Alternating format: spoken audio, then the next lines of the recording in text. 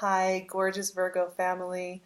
Welcome to your May 2019 reading. I am sitting here in some very bright sunlight that just decided to surprise my whole setup. So we are going to roll with it though, because I kind of love it. We're in Taurus season, and Taurus season has such a sensual, beautiful, deep magic to it. And as a fellow earth sign, this energy can be really conducive to you all thinking imaginatively and creating. In fact, the note that I have for you guys for the beginning of May especially is like this is about your big world view, right? Taurus energy is so much about your expansive world view, and you're getting this sexy boost from all the energy that is in Taurus, because we have the sun in Taurus, of course. We have a new moon in Taurus on the 4th. We have Mercury moving into Taurus on the 6th. We have Venus moving into Taurus on the 15th. And of course, we're working with a long-range transit with Uranus getting very comfortable in Taurus for several years to come. And if you guys are interested in what that long-term transit is going to be like for you specifically, and what Chiron and Aries is going to be like for you specifically, and all of the outer planet retrogrades we'll be having over the next few months, I created a really special thing for you guys called the Magical Mid-Year Intuitive Guide. I'm going to leave it below. It's a Vimeo link. It's available for you to click on now. You get to hang out with me a little bit more. It's a great way to connect in with the energies over the next 4 or so months and leading up to your birthday season. So this is a really great way to connect in with that energy. But all this energy is in Taurus, and it's lighting up your 9th house philosophically, your identity, who you want to be, your big range plans, your long range plans for where you want to go in the world, where you want to travel, what you want to see, who you want to become. It's all really powerful energy. You're getting a huge boost in that paradigm department, right? So I'm really excited for how that's going to play out for you guys. As we get into the later part of the month, we have Scorpio full moon, 5 of Swords. Okay, we got to have some self-trust. There's some self-trust issues coming up here. We might be questioning some of those tendencies of needing to look over your shoulder. In fact, one of the things that I noted for you guys in your notes, in your general intuitive notes, 9 of Wands. Okay, there's some paranoia. You guys a little nervous? I have a Virgo moon, and I do have to say, you know, our nervousness there, the Virgo nervousness to kind of make sure everything's taken care of, can really put us on edge, right? So this is a really great time to kind of practice releasing that. But one of the things that came up for your notes in the context of this month is don't define yourself. Don't let how you see yourself or how you've seen yourself in the past define you. Like if you're like, oh, I'm really shy, or I'm really outgoing, or I'm really put together, or I'm really impatient, whatever it is that you've labeled yourself in the past. Wow, this light is doing insane things, you guys. We're going to work with it though. That's all we can do, right? The Queen of Cups. But take all those labels away. You're getting a revamp as far as how you want to envision yourself and how you want to think of yourself. So this is a really powerful time to work with that. Of course, when we get into Gemini season, we're working into your 10th house of your identity in the world, how you want to build your life in the world, who you want to become, who you want to be. 10 of Pentacles, and there is that energy right there. Gemini energy is very conducive to you, and Mercury is going to be in Gemini along with the Sun. They are opening Gemini season up conjunct and together, so it's really cool. And you are getting a huge boost of energy when it comes to who you want to be in the world, what you want that to look like, what you want that to feel like. So pay attention to all of that. The Scorpio full moon, I don't think I put words to what that exactly is going to be, and that'll happen right before Gemini season kicks in. The Scorpio full moon is going to be a lot to do with how you communicate, how you use your words, the short-term plans you're making, where you can see 7 of Swords. Why are you guys so nervous? Everything's fine. I feel like it's this illusion.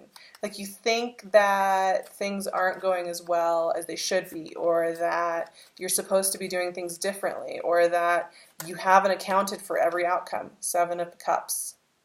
But you're kind of supposed to trust fall. So you have these 7s here. That's interesting. Whenever I get multiple 7s, I always take a look at that. Because it's telling me something about a growth, a shift, a change in the way you're moving through the world. It's telling me something about how you're seeing yourself and how you're seeing your path, and that it's shifting. 7 is a very philosophical, spiritually ascended number. It can feel isolating sometimes. Oh, there's your card. Hey, Hermit. It's all going to be okay, you guys. It really is. It's more than okay. That's what's really interesting. Your minds are causing a lot of nervousness. They're causing a lot of noise where it's really not necessary. And I think that's why I had that note, of let the world. Let that go. Let all that preconceived, pre-written energy go. And just be open to who you're becoming. With the Taurus Sun energy and the Taurus New Moon and the Scorpio Full Moon, you're getting the narrative writing houses lit up, the 3rd and the 9th house, basically. And because you guys are already very quick analytical thinkers, this energy is quite conducive to you. But what's going on there is you are getting this assignment to really reassess how you're writing about yourself, how you are categorizing yourself.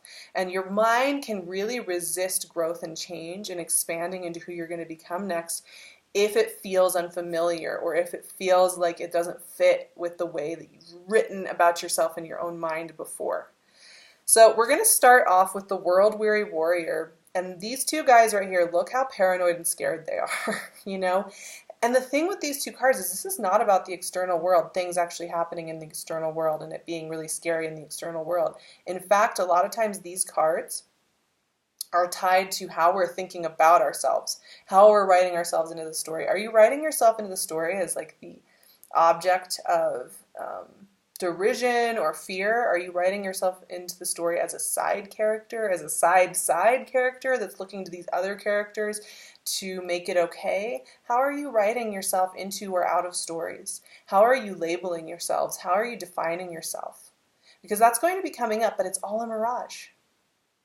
It's all a mirage. It's all just old stuff. A lot of the times when these thoughts are coming up, 5 of Swords, 9 of Wands, it's stuff that we've collected from past experiences, past stressful experiences often, past experiences that somehow formulated our mythology. We have a lot of those in our lives. We have those weird moments where somebody says, oh, you can't sing. I know a couple people like this, where at some point in their life, somebody said, you can't sing, when they were younger. And it just stuck with them. And to this day, those people that I know like that do not sing. They're embarrassed to even open their mouths. And it was just because somebody said that word and it made it seem real. And we do it to ourselves all the time. There's something about your growth right now. There's something about your expansion right now that's making you want to go back to any of those old programming loops that have held you before. And they were survival tactics before. They did work. They did serve you before because they kept you alert.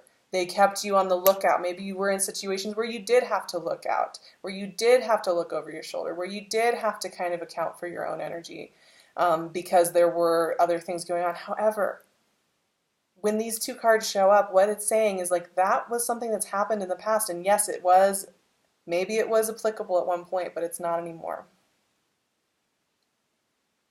That time is over. That time is gone. You're no longer there anymore. In fact, where you actually are, when you wake up from that nightmarish kind of feeling, is it the Queen of Cups and the 10 of Pentacles? Intuitive knowing, right? Somebody asked me recently, and I don't remember what video it was on or what discussion. I think it was on Instagram. Somebody asked me, what's the difference between intuition and fear? What's the difference between that kind of fear-driven decision making where it's just survival mechanism and knowing that we're okay in here, right? And I would say that the difference really is like this Nine of Wands and this Queen of Cups. And this is where you're going to be doing some of your most important work this month. My Virgo loves. Like I said, I got a Virgo moon, so I live with you guys. I roll with you guys. I get it. But fear-driven decision-making looks a lot like this Nine of Wands. Intuitive knowing is a lot like the Queen of Cups. Nine of Wands, so the fear-driven, it's like paranoia, worry, self-protection, monitoring self, not moving, not making changes because you're fearful of making changes, not trying new things, not trying new patterns, not trying, saying, oh, I can't do that, oh, I can't do that, because it makes you nervous, it makes you scared. Intuitive feeling is calm. You just feel calm. You just feel like you feel like you don't need to like knee-jerk react to things. You don't need to make the phone call now or send the email now and then things won't work out otherwise if you don't send it right away. You don't need to do any of that. You kind of just feel relaxed, at ease, knowing. You just know you're okay. And it is a qualitative difference. You kind of have to breathe yourself out of when you light up the circuitry in our bodies that is tied to old trauma and to old self-protection. It seems very real. Your whole nervous system is reacting to that. One thing I would say with this month is, because it's not meant to be a nervous system jolting month at all. It's really not. So it's a great time to ease and soothe those parts of yourself that get jolted or get scared or get freaked out. This is a great time to soothe old versions of self. It's a great time to nurture those old versions of self and let them go. Because you are meant to be building a future here. You are meant to be building into the next beautiful version of your life. The Ten of Pentacles is a big clue, you guys, to what life is bringing you next. It's bringing you connection.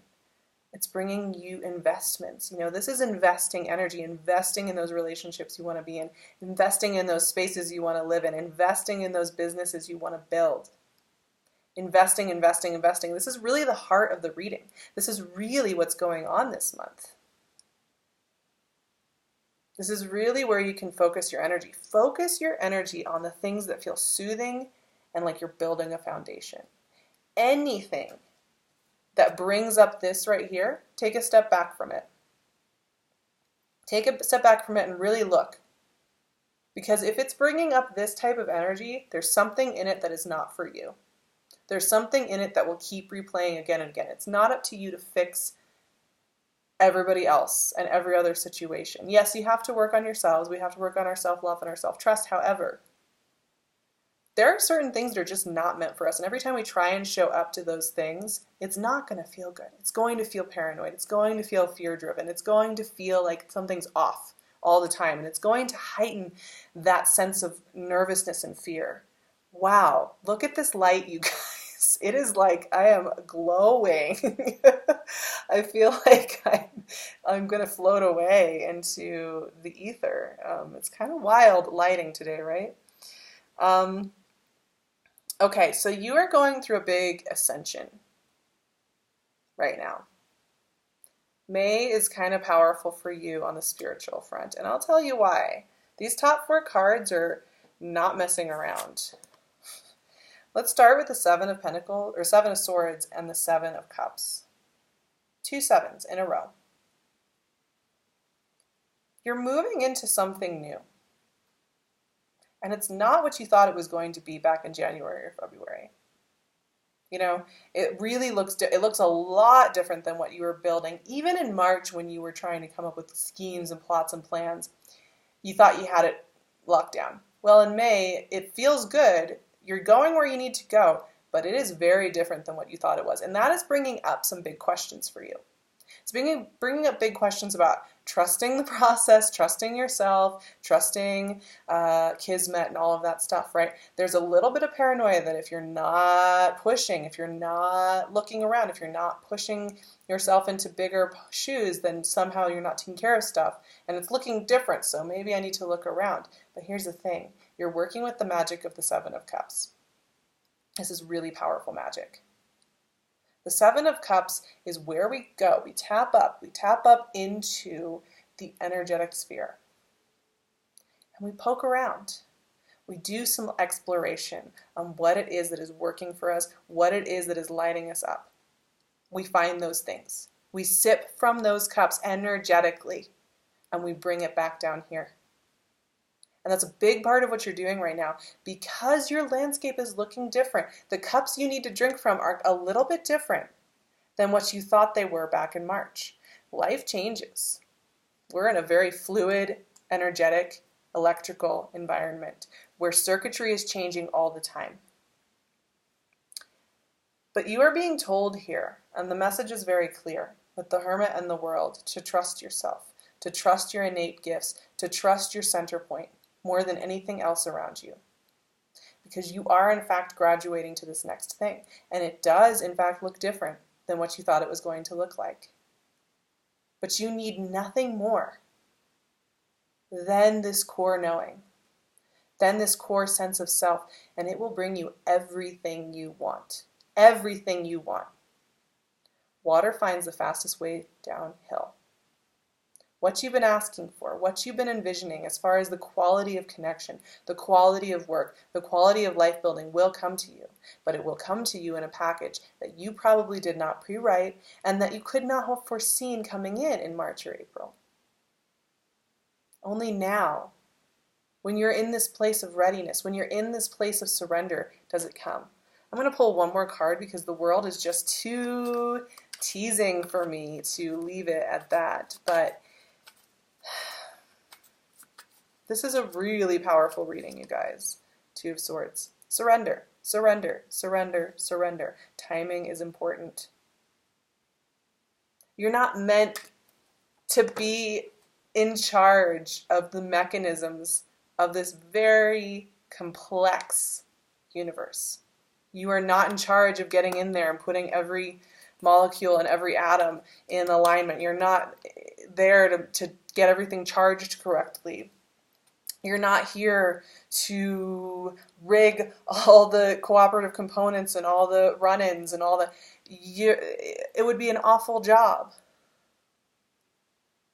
You know, it sounds cheesy, but like that movie Bruce Almighty is a very good example of what this is, because he's like, God's not doing a very good job, and he gets this job, and even that movie doesn't do a great job of showing you the amount of things that need to be accounted for in order for a day to go smoothly, right? It's hard to fathom the millions of things that go right every day, the millions of cells that are working properly every day, the millions of little interactions. You're not meant to be in charge of all of that, and I think you feel like you need to be in charge of it. But what you need to be is in total surrender. And I'll tell you what, the more you surrender this month, and it's a practice, don't get me wrong, Gabby Bernstein is a great resource for this if you need some motivation on this front. It's a practice, but the more you do so, the more this vision that I'm seeing of this new world for you is just going to be here. It'll come here much faster. It could even show up this month. It really could. The more you feed your worry and your mind and your mercurial sense of control, the crazier you're going to feel, the more frustrated you're going to feel. So just be aware of that. Because there is going to be a desire to get more controlling. There is going to be a desire to get more entrenched. But what you're being asked to do is release.